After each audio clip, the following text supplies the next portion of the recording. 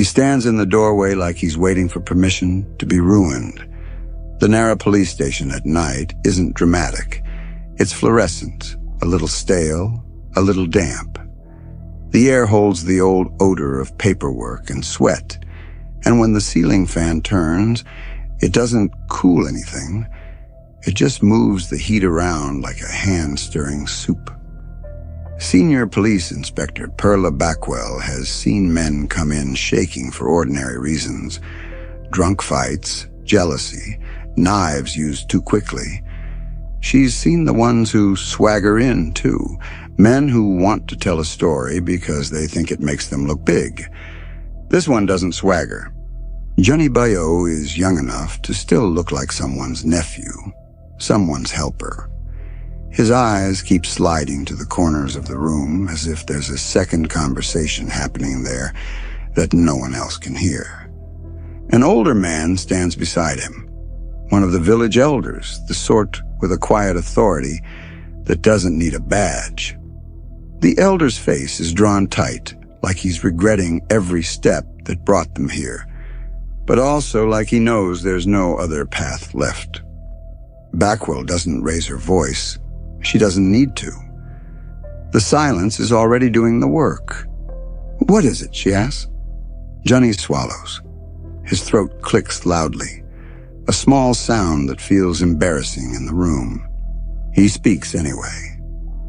"We killed a man," he says, and the words don't come out clean. They come out like something pulled from him. We made people eat him." For a second, Backwell thinks she misheard. Not because she doubts her ears, but because the mind rejects certain shapes of truth. The human brain has its own kind of mercy. It tries to turn nightmare into misunderstanding. But the elder doesn't correct him. He doesn't shift. He keeps his eyes on the floor, like he's listening to a prayer that shouldn't exist. Backwell's pen hovers above paper. It doesn't move. "Who?" she asks. Johnny looks down at his hands. They are clean now. He has scrubbed them, obviously.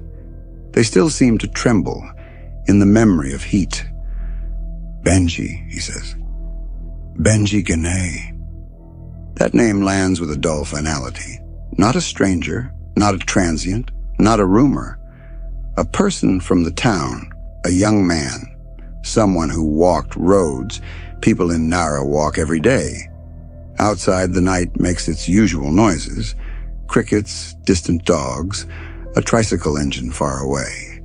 The world is behaving normally, and that's what makes the confession feel like a tear in the fabric. Backwell sits back. She studies Johnny's face for the first lie, the telltale bravado, the grin that says this is a prank. There is no grin. There is only fear, and something deeper. Disgust that has turned inward and lodged in his body like a stone. "How did it happen?" Backwell asks, and she hears her own voice, steady, professional, while some other part of her thinks, how does anything like that happen in a town that sells rice and fish and smiles at strangers? Johnny shuts his eyes, and when he begins, it doesn't start with blood. It starts with a wedding.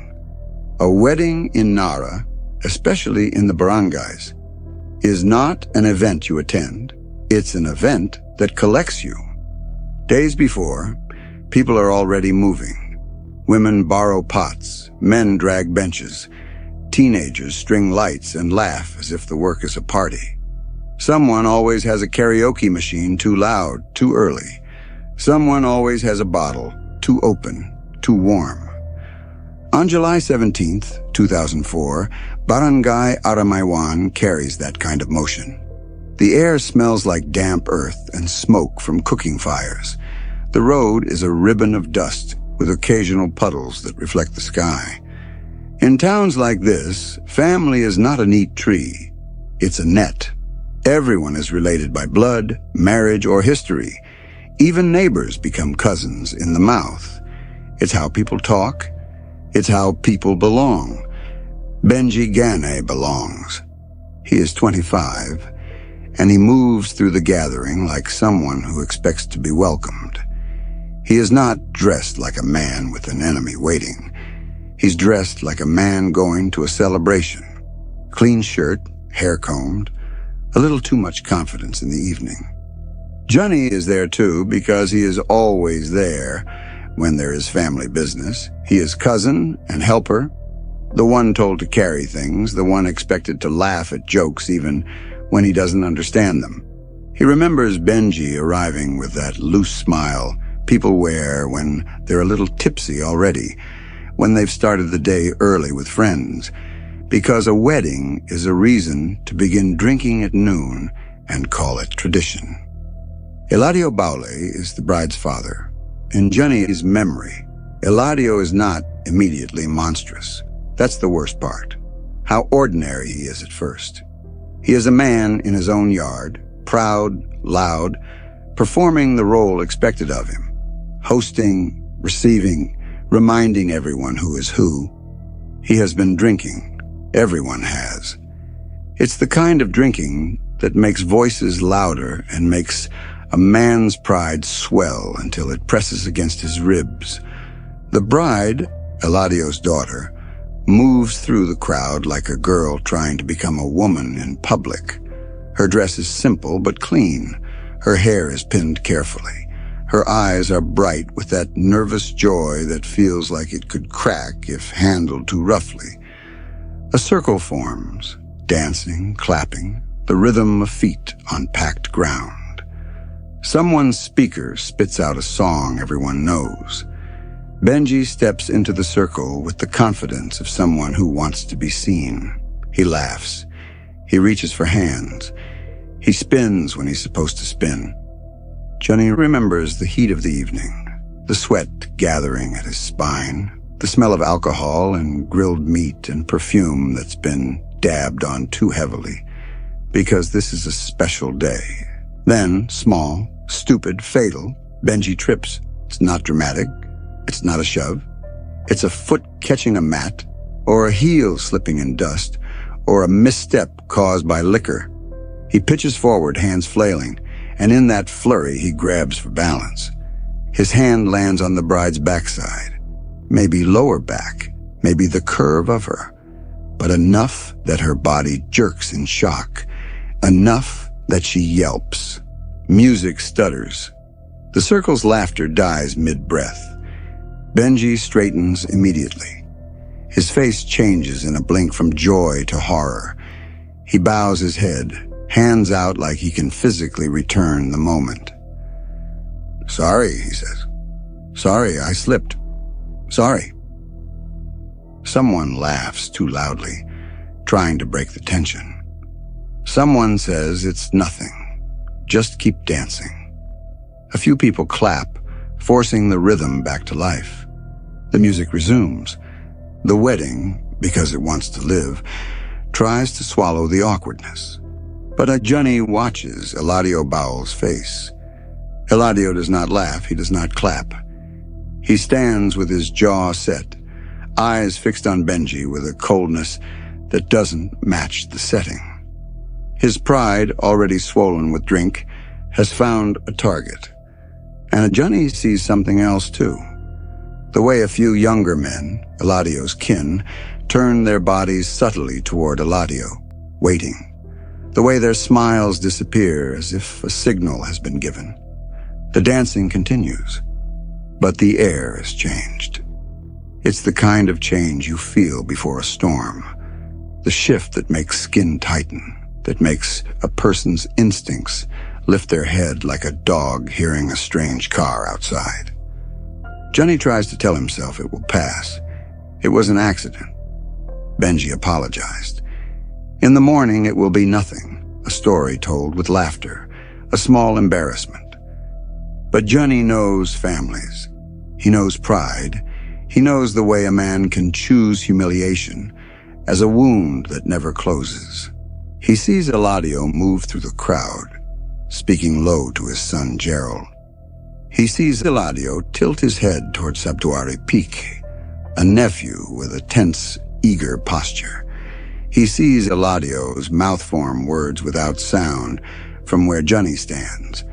And when Eladio looks at Johnny, it's not a friendly look. It's a look that says, "You're coming." Later, Johnny will struggle to describe how quickly an evening can split into two lives, the one before, the one after. One moment, he is holding a plastic cup, listening to laughter. The next, Gerald grabs his arm with a grip that isn't playful. "Come," Gerald says. Johnny laughs nervously. "Where?" Eladio appears behind Gerald, and his presence seems to swallow the light around him. He smells of liquor and sweat. His eyes are focused now, sharpened by a decision. "Come," Eladio repeats, and the repetition feels like a command that has already been obeyed in his mind. Johnny's stomach tightens. "Why?" Eladio's mouth twitches, not quite a smile. "We'll talk." Johnny follows because that's what you do when older men call you. He follows because refusal in a family network is not just refusal. It is insult. It is disloyalty. It is a line crossed. Outside the brighter area of the celebration, the shadows deepen. The road away from the yard is dark, lined with trees and the hush of night insects. They lead him to a motorized tricycle. It idles with a rattling impatience, as if even the machine senses the wrongness of what's about to happen. Benjie is there already. That is the moment Johnny's brain tries to save him again. Maybe it's just a scolding. Maybe it's a warning. Maybe Eladio will make him apologize again, make him kneel, make him say sorry in front of everyone. Benjie looks confused, a little irritated even, like someone who doesn't understand why his embarrassment is being dragged into the dark. "Come on," Benjie says, trying to laugh. "It was an accident. Your daughter..." Eladio slaps him. It's not hard enough to knock him down. It's hard enough to make the message clear. This is not a conversation anymore. This is punishment.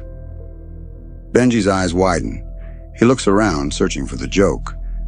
There is no joke. Gerald and Piqué force Benjie into the tricycle. Eladio climbs in too. Johnny hesitates, one foot on the ground, one foot lifted, and Eladio's gaze pins him.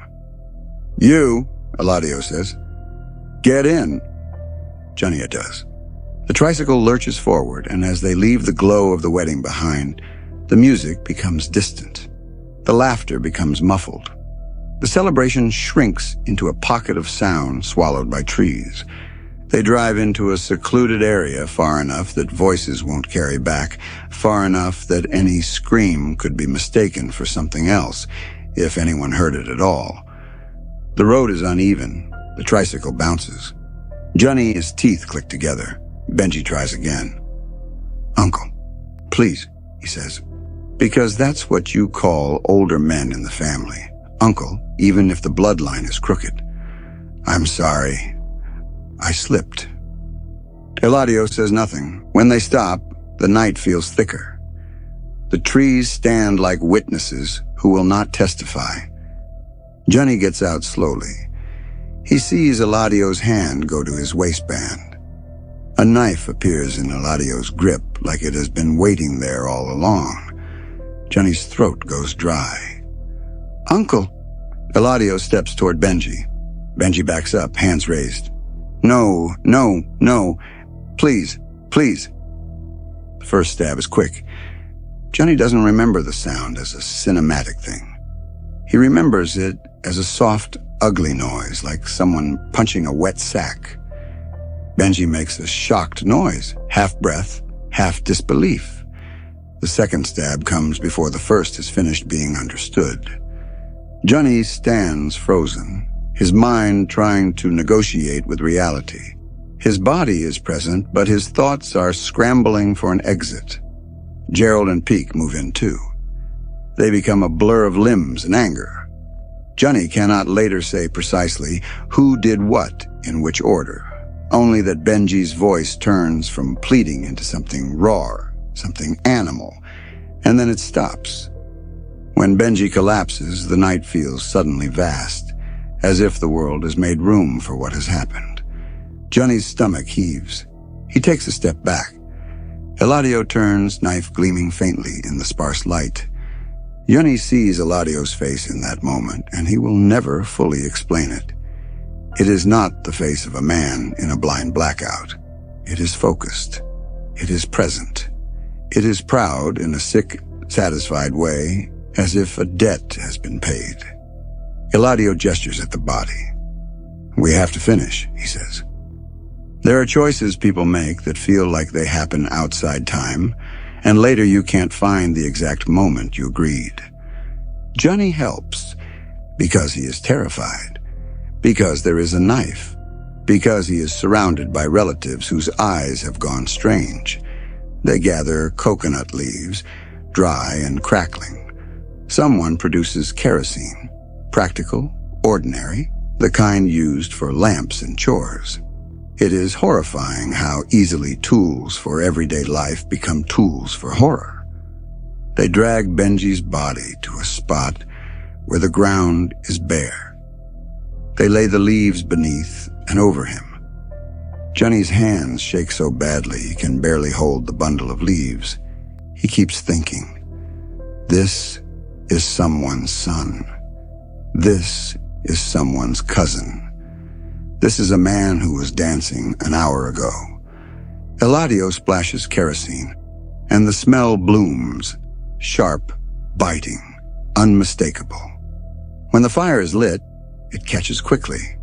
The flames are bright, eager. Heat pushes outward, washing Johnny's face.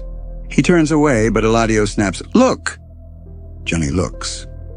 He later cannot describe what exactly he sees without feeling his throat tighten. He remembers the fire. He remembers the crackle. He remembers the way the night carries the smell far and the fear that someone will notice. But the wedding music in the distance is still faintly audible, still insisting on celebration. Eladio and the others, his kin, do not stop at burning. They talk in low voices, making decisions with the calm efficiency of men preparing food. Johnny's mind screams that this cannot be happening, that this belongs to old stories told to scare children, not to a wedding night in 2004.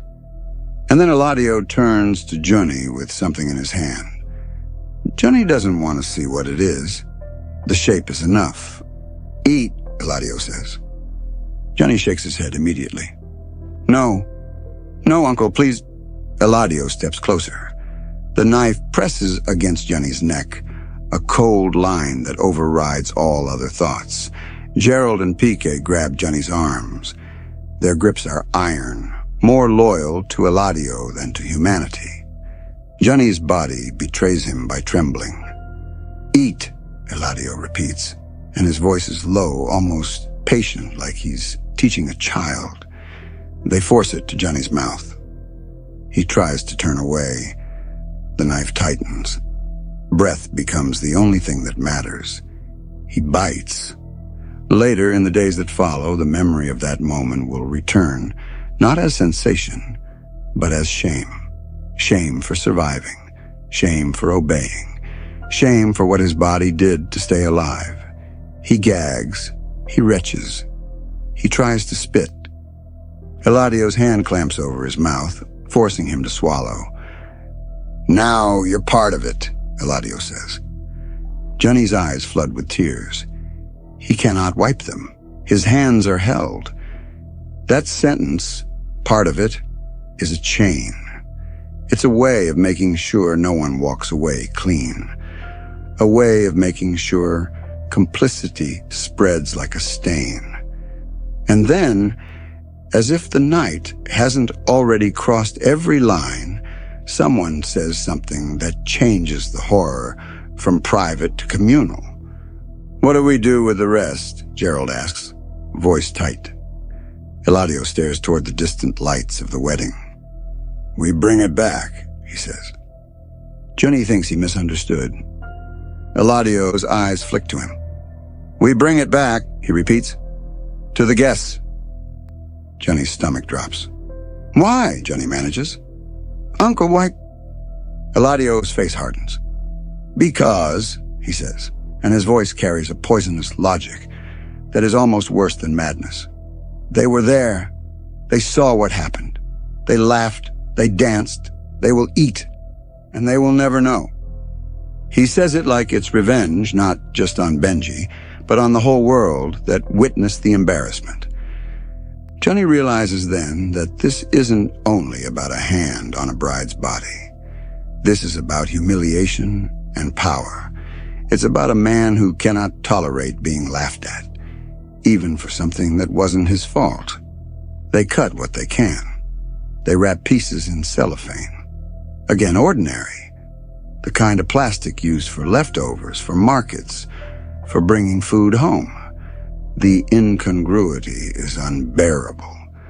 Johnny's mind keeps repeating a single helpless thought. This is food now. They are making it food. When they are done, Eladio wipes his hands on coconut leaves as if finishing a chore. "Let's go," he says.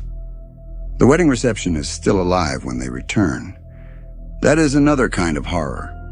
The continuity. The fact that the world can keep smiling while something unspeakable has been carried into it. Lights hang from posts. The karaoke machine is louder now, voices slurring along to songs about love and forever. People are drunk. Faces are shiny with sweat and alcohol. Children have fallen asleep on benches. Someone is laughing too hard at something that isn't funny. Johnny walks behind Eladio like a condemned man following his executioner. In the back, near the cooking area, pots simmer. The smell of meat and spices is thick. People stir dishes and shout instructions. Eladio moves with practiced ease. He is the host. He belongs here. He is supposed to distribute abundance. He hands the cellophane bundles to someone who doesn't ask questions, because who questions the father of the bride on his daughter's wedding night?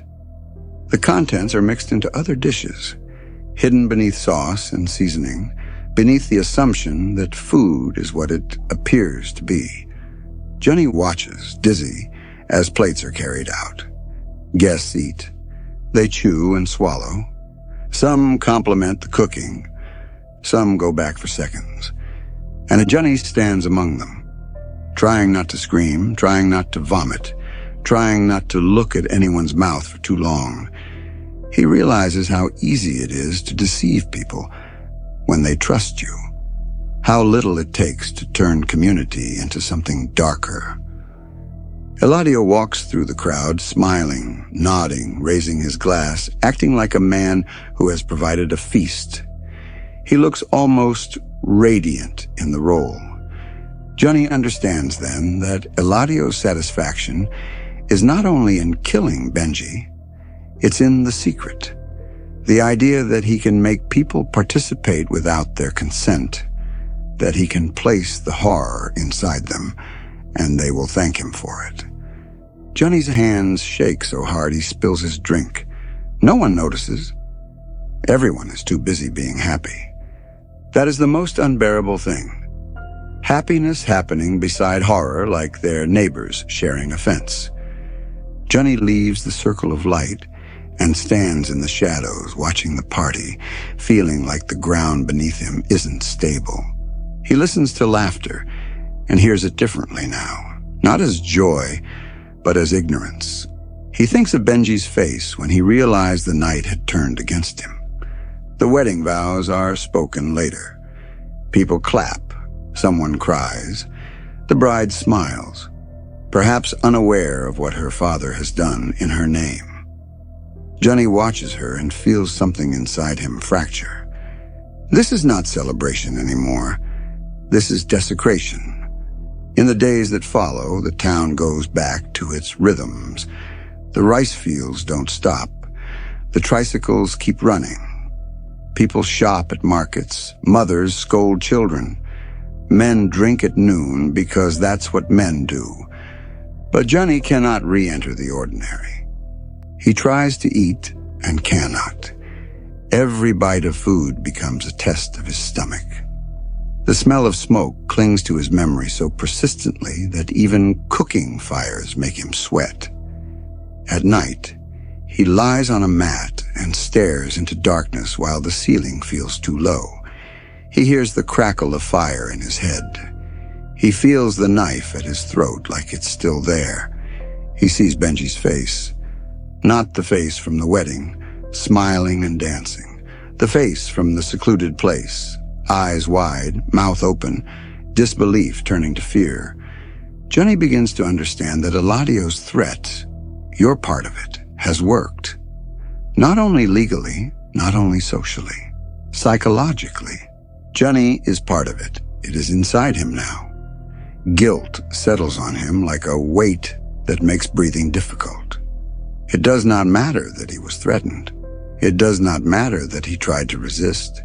His body did what it needed to do to survive, and his mind interprets that as betrayal. He starts avoiding people. He avoids the road where the wedding took place. He avoids the sound of music. He tries to speak to his family and can't. He tries to pray and finds his prayers broken, as if the words don't fit in his mouth anymore. Several days pass, reports later say around a week, and something in Johnny gives way. He goes to a village leader, an elder who has the kind of authority that lives in the community's bones. The elder is sitting on a bench when Johnny arrives. The elder looks up, sees Johnny's face, and immediately straightens. "What happened?" the elder asks, because he can sense that this isn't ordinary trouble. Johnny tries to speak and only air comes out. Then haltingly, he tells it. Not in neat sentences, in fragments, in bursts, like a man vomiting truth. The elder's face changes with each detail. Disbelief at first, then horror, then a hard, grim clarity. When Johnny finishes, the elder sits in silence for a long time. The afternoon light shifts. A dog barks somewhere. Finally, the elder says, "We go to the police." Johnny's body tries to resist. Fear floods him. Fear of Eladio. Fear of Gerald and Peake. Fear of being labeled traitor. Fear of being punished for what he was forced into. But the guilt is heavier than fear now. The guilt is a thing that will not allow him to live. So he goes. Back in the Narra police station, under fluorescent light, Johnny finishes his account with his hands clasped together as if holding himself in one piece. Bakul listens without interruption. Her face remains controlled, but her eyes harden. She has heard many motives: pride, jealousy, money. But this feels like pride turned into ritual cruelty. When Johnny is done, Backwell's voice is quiet. "Where?" she asks. Johnny gives directions into the forest, into the kind of terrain that hides things well. He tells them about the creek where some remains were thrown, because even the killers understood water can erase. Backwell gathers officers. They go. The forest in Palawan is not gentle. It is dense with life, thick with humidity, layered with leaves that conceal what lies beneath. The ground holds footprints only briefly before rain and time blur them. They search for 2 days. Johnny walks with them, his stomach twisting at each step, because he knows he is leading them back to the place where his life split. He feels every gaze on him, measuring him, wondering what kind of man comes to police with this confession. On the second day, they find it. Not a body, not closure. Remains. Burned bones, fragments, bits that look like someone tried to make a person disappear with fire and haste. The officers' faces tighten. Someone curses softly. Someone turns away to breathe. Backwell looks at Johnny. Johnny's knees threaten to buckle. His mouth opens, and the words that come out are small, exhausted. "That's him," he says. Benjie Ganay, 25, is reduced to evidence. The town begins to hear. At first, it's whispers. Benjie is missing. Benjie hasn't been seen. Something happened at the wedding. Then it becomes sirens, arrests, names spoken out loud. Eladio Bowell is taken into custody. Gerald, too. Sabtuari Piqué, reports say he surrendered. And Johnny remains in a different kind of captivity. The captivity of being the man who told. In the days that follow outside the police station, people gather not only for answers, but for the sensation of the story itself. Because human beings, when confronted with horror, become hungry for details, as if details could make it make sense. Reporters arrive. Cameras point. The town that once wanted to be known for its fields and its natural beauty becomes known for a different word, a word that sticks to places like tar, cannibal. Officials insist it is isolated. They insist the town is not this. But the label doesn't care about nuance. It spreads faster than truth ever does. Johnny hears it all from the edges. He hears strangers say, Narra, like it's contaminated. He hears fear and fascination braided together. He sits in a cell at times, giving statements, repeating what happened until the repetition makes him feel detached from his own memory. As if he's talking about someone else, someone he can judge. But at night, when he lies down, he is still the man in the forest, with a knife at his throat. No amount of confession changes that. There is a moral that people want to extract from stories like this. A lesson, a warning, something tidy. Johnny cannot offer tidy. He can only offer what the case leaves behind. A man dead because pride and alcohol and a moment of accidental touch became a justification for something that feels too deliberate to blame on heat alone. A wedding reception where guests ate what they believed was ordinary food and later had to live with the knowledge that trust can be weaponized so completely. A town that became a headline, then a punchline, then a warning in other people's mouths, and a man, Johnny, who discovered that survival sometimes comes with a price that looks like a life sentence inside your own head. The tangible resolution is that the secret did not remain secret. The police were led to the remains. Arrests were made. The event was dragged into daylight where it could be named. But the residue, the part that doesn't resolve, is worse in its quietness. Because even after the station lights turn off, even after the papers stop printing the story, the creek in the forest still runs where they tried to let the rain erase evidence. The wedding songs still exist in people's memories, now warped. And somewhere in Narra, people who once laughed and toasted love have to wonder which bite was the one that crossed an invisible boundary. Not because they chose it, because someone decided their body should carry a secret. And Johnny knows something else too. Something he never says out loud, not even to the elder, not even to Backwool. A wedding is supposed to join families. That night it did, just not in the way anyone means when they speak vows.